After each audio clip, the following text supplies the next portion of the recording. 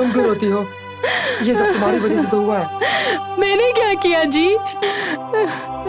इसकी पसंद जाने बिना तुम अपने भाई से जबरदस्ती इसकी शादी कराई थी, इसके लिए उसने ऐसा किया। ये सब तुम्हारी गलती है। अभी देखो, महालक्ष्मी की तरह घूमने वाली हमारी बेटी जिंदगी और मौत से लड़ रही है। मैं तो उसकी खुशी चाहती थी, इसलिए मैं वाशु से शादी कराना चाहती थी। एक बार मुझे बोलती तो कि वो किसी और से प्यार करती है, तो क्या मैं उसकी शादी नहीं कराती?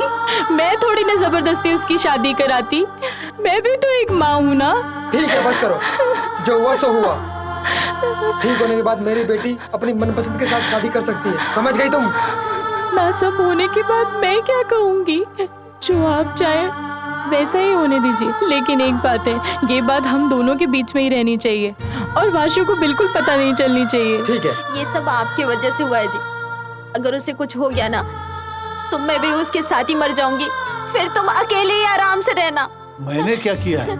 आपको ऐसा नहीं करना चाहिए था। अगर उसने अपने प्यार के बारे में तुम्हें बताया तो तुम्हें मारना नहीं चाहिए था, बल्कि उसकी फीलिंग्स को समझना चाहिए था। मैं भी बाप हूँ उसका। बच्चे को सुधारने के लिए थोड़ी सख्ती करनी पड़ती है। वो ऐसा करेगा, मैंने सपने में भी नहीं सोचा था। उसने अपने प्यार के बारे में बता के अच्छा किया। अगर वो बिना बताए भाग के शादी कर लेता तो समाज में हमारी क्या इज्जत रह जाती। उसने तो अपने प्यार के बारे में हमें सच सच बता दिया था, आप ही नहीं समझे। ओके ओके, तो बता मैं क्या करूँ? उसके ठीक होने के बाद हम उसकी शादी उसी लड़की से करवा देंगे। अगर इस बार आपने मना किया तो मैं अपनी बेटी के साथ ही रहूंगी। मुझे अपनी बेटी के अलावा किसी की जरूरत नहीं है। अच्छा रोमा, जैसा कहेगी वैसा करूंगा।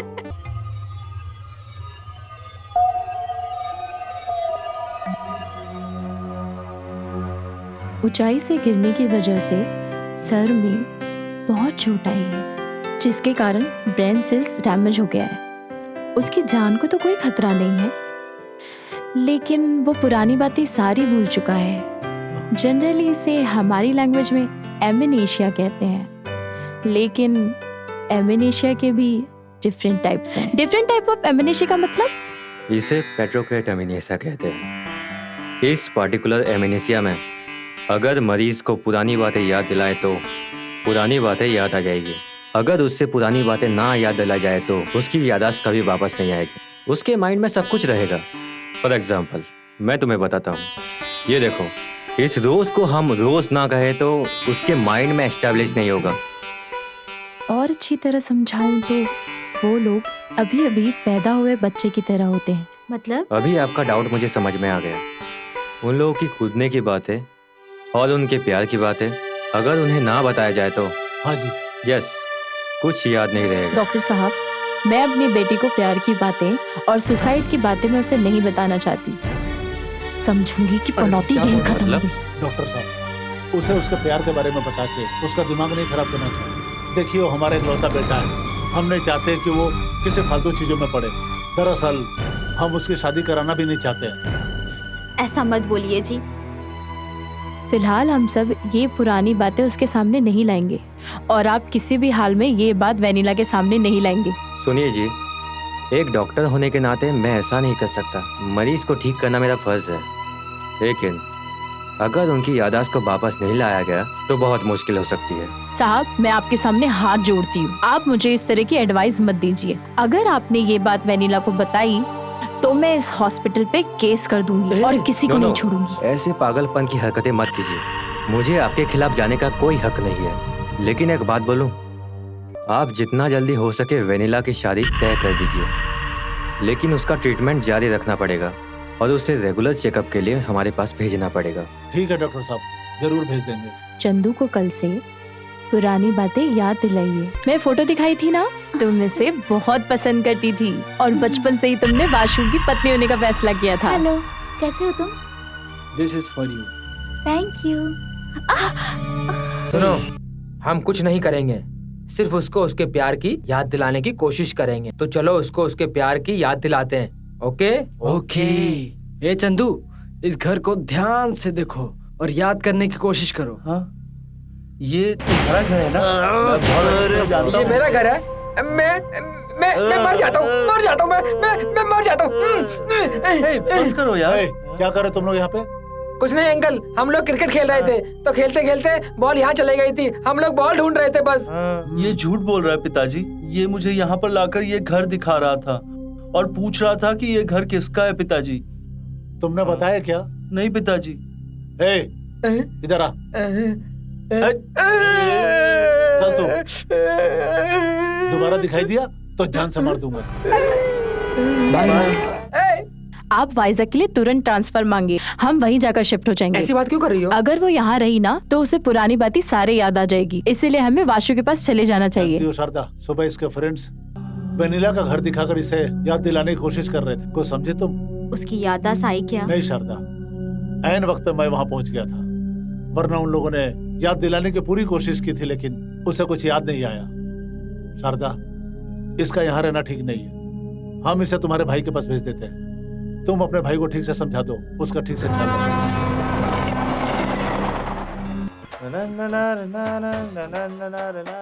अरे क्या हाल है चंदू? आओ आओ आओ। अरे तुम्हारे यहाँ आने से मैं बहुत खुश हूँ। मुझे अच्छा नहीं लगा। ओह हाँ। अभी तक मैं इस घर में अकेले रह रह के पागल हो गया था। आपको शादी कर लेना चाहिए था, फिर अकेले नहीं रहते। अरे शादी करने से मुसीबत और बढ़ जाती है। वो तो ठीक है, पर आप करते क्या हैं? बाबा गार्डन में पिज्जा गार्डन चला रहा हूँ। बिजनेस कैसा चल रहा है? बिजनेस क्या खाक चल रहा है। यहाँ पिज्जा बेचने से अच्छा गाँव जाकर वड़ा पाव ही बेचता तो ज्यादा कमाता। हाँ, मैं भूल गया कि तुम्हारे लिए मैंने ना पुरानी बाइक ठीक करके लाया हूँ, उसी से कॉलेज जाना तुम। हाँ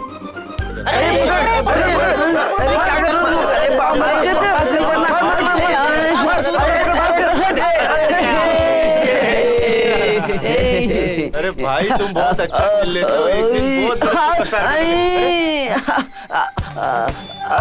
अरे बचाओ रे, क्या कर रहे हो तुम लोग? अरे मोटू से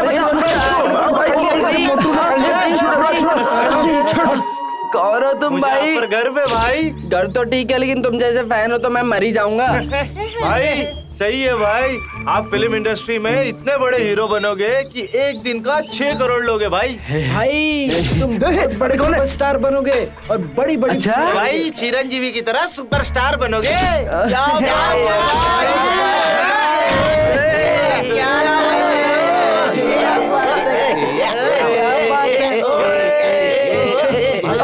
पार्क में ना एक लड़की बहुत धूम मचा रही है, वहाँ सब लड़के उसके पीछे पड़े। क्या वो चिपक चिपक के बात कर रही है? भाई क्या वो हाथ पकड़ के बात कर रही है? नहीं भाई, अलग तरह की। क्या वो किस करके बात कर रही है? भाई थोड़ा डिस्टेंस में। तो मेरी लवर नहीं हो सकती। वो आपकी लवर नहीं है, ये कैसे कह सकते हैं? मेरी लवर थोड़ी फास्ट है।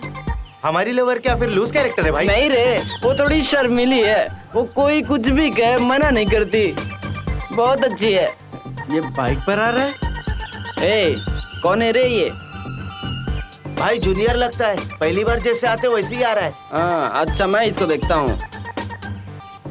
ए इधर आ, आना जल्दी आ इधर। क्या बात है, नागार्जुन जैसा हेयर स्टाइल, एनटीआर जैसी पर्सनालिटी, पवन कल्याण जैसा स्टाइल, महेश बाबू जैसी ड्रेसिंग। बेटा यहाँ पढ़ने आए हो या लड़कियाँ पटाने आए हो? नहीं जी, मैं पढ़ने के लिए आया हूँ। ओहो, तुम पढ़ने के लिए आए हो लेकिन लड़कियाँ तुम्हें ही देखेंगी। कोई नहीं देखी। मैं बात कर रहा हूँ ना बे। इमीडिएटली तेरे साथ सेल्फी लेंगे। टांग अड़ाया तो भाई डांटेंगे। मारेंगे या प्यार करेंगे? तेरे से पूछा क्या? ये क्या भाई, कल सावित्री ने आपके मुंह पे क्या बोल रहे हैं? मेरी बेइज्जती कर रहे हो, तुझे दिख नहीं रहा क्या? सारी बातें बता के तू मेरा पोल खोल रहा है यहाँ पे। मैंने इसको रैगिंग के लिए बुलाया था या अपनी पोल खुलवाने के लिए बुलाया था? मैं कौन हूँ जानता है क्या? नहीं जानता मैं।